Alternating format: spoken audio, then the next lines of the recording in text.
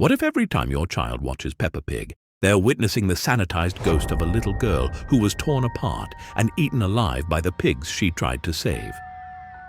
Millions of children around the world laugh at Peppa Pig's innocent adventures, never knowing they're watching entertainment built on the bones of a real child's horrific death. Since 2004, this seemingly harmless cartoon has conquered global television, generating billions in revenue while hiding one of the most disturbing origin stories in children's entertainment. The cheerful pig family that dances across your screen may be the twisted echo of a tragedy so brutal that it transformed a grieving community's nightmare into the world's most beloved children's show. In the isolated farming communities of rural Essex, pig farming has always carried a dark undercurrent of violence. These aren't the cute pink animals children imagine. Real pigs are massive, intelligent animals with crushing jaw strength and an instinctive capacity for sudden, explosive violence. A full-grown boar can weigh over 800 pounds with razor-sharp tusks and a bite force that can snap bones like twigs. Their intelligence makes them even more dangerous. They remember faces and even hold grudges. Farm records from the region document dozens of incidents where pigs turned on their handlers. The most disturbing cases involved pigs that had consumed human flesh, either through accident or opportunity. Once they developed a taste for human blood, these animals became something far more sinister than livestock. They would recognize the difference between their usual slop and the warm, salty taste of human skin, developing an active hunger for it that made them genuinely dangerous predators rather than farm animals. During the 1990s, when economic desperation drove farming families to slaughter more pigs than usual, the line between survival and brutality became dangerously blurred. Children raised alongside pigs developed emotional bonds that their parents knew would end in heartbreak. The cramped conditions, increased stress, and constant presence of death created an atmosphere where violence could erupt without warning. While pigs may seem docile and domesticated, experienced farmers knew better. The elders told stories passed down through generations about pigs that had tasted human blood, about the way something in their eyes has changed. The girl they called Pippa lived on a failing pig farm, where survival meant choosing between sentiment and slaughter. Her parents watched with growing dread as their daughter formed attachments to animals destined for butchery, knowing that each bond she formed was another step toward inevitable trauma. But Pippa's obsession went beyond normal childhood affection. She spoke to the pigs and told them stories, convinced they understood her. She drew pictures of them in human clothes, created elaborate fantasies where they lived and went on adventures. Her parents found her sleeping in the pig pen on cold nights, curled against the massive animals that could crush her without effort. As economic pressure mounted and slaughter dates approached, Pippa became desperate to save her friends from death. She began stealing food from the family kitchen to overfeed the pigs, mistakenly believing that if they grew too large, they would be too valuable to kill. In her childish determination, she even built elaborate hiding spots around the farm where she imagined she could conceal her favorites when the butchers arrived.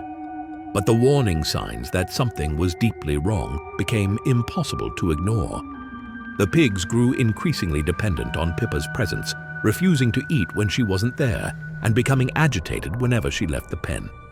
The largest boar would pace restlessly until Pippa returned, its eyes following her movements with an unsettling intensity that made visiting adults deeply uncomfortable. Even more disturbing was how Pippa herself began to change. She started communicating with her parents through grunts and snorts, responding to questions with pig-like sounds as if she had forgotten how to speak like a human child. When her mother called her for dinner, Pippa would grunt back from the pig pen, seeming genuinely confused when her parents couldn't understand her animal responses. Her behavior became increasingly feral. She would root around in the mud with her nose like the pigs did, eat her meals by putting her face directly into the bowl without using her hands, and sleep curled up in the same positions as her beloved animals. The family dog began cowering whenever Pippa approached, whimpering and hiding as if sensing something predatory in the child it had once played with. Neighbors whispered about the unnatural sounds coming from the farm at night, not quite human cries, but not entirely animal either. On the night before the slaughter trucks were scheduled to arrive, Pippa made her final, fatal decision. Armed with nothing but a child's naive love and a determination to save her friends, she crept into the pig pen under cover of darkness. What happened next was discovered only through the horrific evidence left behind. The pigs, startled from sleep by Pippa entering their pen, responded with the territorial aggression that centuries of domestication had never fully suppressed. Pippa's screams echoed across the dark countryside as hundreds of pounds of muscle and bone and razor-sharp teeth transformed her rescue mission into a feeding frenzy. Her parents found what remained of their daughter at dawn: torn clothing, scattered bones, and blood-soaked earth where their little girl had been devoured by the animals she'd died trying to protect. The pigs' jaws were still dark with their victim's blood, as if nothing had happened. The sight of their child's remains, scattered across the pen like scraps thrown to hungry dogs, broke something fundamental in the surviving family members. But here's where the story takes an even darker turn. Local authorities allegedly covered up the true nature of Pippa's death, listing it as an agricultural accident to avoid panic about pig safety and protect the region's fragile farming economy. The family was reportedly paid to remain silent, their grief purchased with money that felt like blood payment for their daughter's life. The cover-up allegedly extended beyond simple bureaucratic convenience. Witnesses claim that the pigs involved in Pippa's death displayed behavioral changes afterward, becoming unusually aggressive toward other children, as if they had developed a taste for human flesh. Several neighboring farms reported similar attacks in the months following Pippa's death, suggesting that the violence might have spread through the local pig population like a contagion. More disturbing are the reports of strange rituals allegedly performed by Pippa's surviving family members. Neighbors whispered about midnight visits to the pig pen where Pippa died, about offerings of children's toys and clothing left among the animals. Some claim to hear a little girl's laughter echoing from the abandoned farm on quiet nights, followed by the terrified squealing of pigs. The most chilling theory involves the specific details hidden within the Peppa Pig cartoon itself. Conspiracy theorists point to subtle visual elements that allegedly reference the real tragedy. The way Peppa's house sits isolated in the countryside, mirroring the remote farm where the real Pippa died. The show's obsessive focus on family togetherness might represent the creator's guilt over a family torn apart by violence. Even Peppa's famous jumping in muddy puddles takes on sinister meaning, each splash potentially commemorating the blood-soaked ground where a real child's life ended. Some versions of the story suggest that Pippa's younger brother, traumatized by witnessing the aftermath of his sister's death, grew up obsessed with transforming the horror into something bearable.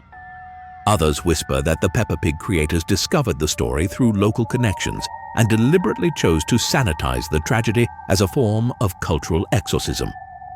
The most disturbing theory suggests that the cartoon serves as a kind of memorial, that every episode represents another day Pippa might have lived, every muddy puddle another moment of joy stolen by the violent reality of farm life. The show's careful avoidance of any reference to pig slaughter or agricultural violence takes on sinister meaning when viewed as deliberate censorship. Today, millions of children worldwide laugh at Peppa's adventures, completely unaware that they might be witnessing the ghost of a real child whose love for animals led to her horrific death. The cartoon's bright colors and cheerful music serve as a thin veneer covering a foundation built on blood, trauma. Every time Peppa jumps in a muddy puddle, children are unknowingly celebrating at the sight of a little girl's grave. Every family hug represents the embrace Pippa's parents will never give their daughter again.